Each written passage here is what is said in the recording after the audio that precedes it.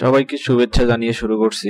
আজকে আমরা নো এবং নট এর ব্যবহার এবং নো এবং নট কোন পার্টস অফ স্পিচ সে বিষয় নিয়ে আলোচনা করব। সাধারণত আমরা নো এবং নট কে সেন্টেন্সের নেগেটিভ অর্থ বোঝানোর জন্য ব্যবহার করে থাকি। তবে এই বিষয়টি আমাদের নিশ্চিত হওয়া দরকার কোথায় নো এবং কোথায় নট ব্যবহার হবে, যদিও দুটির অর্থ একই। প্রথমে আমরা নো কে নিয়ে আলোচনা করব। নো কে নিয়ে আলোচনা করার পূর্বেই আমরা একটি সংজ্ঞা একবার জেনে নেই। সংজ্ঞাটি হচ্ছে অ্যাডজেক্টিভের সংজ্ঞা। আমরা অ্যাডজেক্টিভের সংজ্ঞা বলতে যা জানি, যে সকল ওয়ার্ড দ্বারা কোনো নাউন বা প্রোনাউনের দোষ, গুণ, সংখ্যা, পরিমাণ, অবস্থা ইত্যাদি প্রকাশ করে তাকেই অ্যাডজেক্টিভ বলে। এখন আমরা কিছু উদাহরণ দেখে নিব। No biscuits before dinner.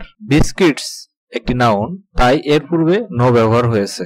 দ্বিতীয় উদাহরণ, no decisions have been made. Decisions যেহেতু নাউন, তাই এর পূর্বে নো ব্যবহার হয়েছে।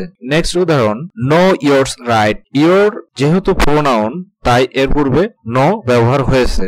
সুতরাং নো যেহেতু নাউনের পূর্বে ব্যবহার হয়ে নেগেটিভ অর্থ প্রকাশ করে, তাই নো হলো একটি অ্যাডজেক্টিভ। এবার নট সম্পর্কে বলার পূর্বে অ্যাডভার্বের সংজ্ঞাটি আমরা একবার পড়ি। অ্যাডভার্ব যে ওয়ার্ড দ্বারা ভার্ব বা অক্সিলারি ভার্বের দোষ, গুণ বা অবস্থাকে নির্দেশ করে তাকে অ্যাডভার্ব বলে। উদাহরণ, a potato is not a fruit. এখানে ইজ ভার্ব বা অক্সিলারি ভার্বের পূর্বে নট ব্যবহার হয়েছে।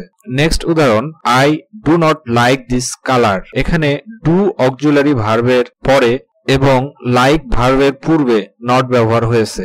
সুতরাং নট যেহেতু অক্সিলারি ভার্বের পরে বা ভার্বের পূর্বে ব্যবহার হয় এবং নেগেটিভ অর্থ প্রকাশ করে, তাই নট হলো একটি অ্যাডভার্ব। এই ছিল আজকের বিষয়।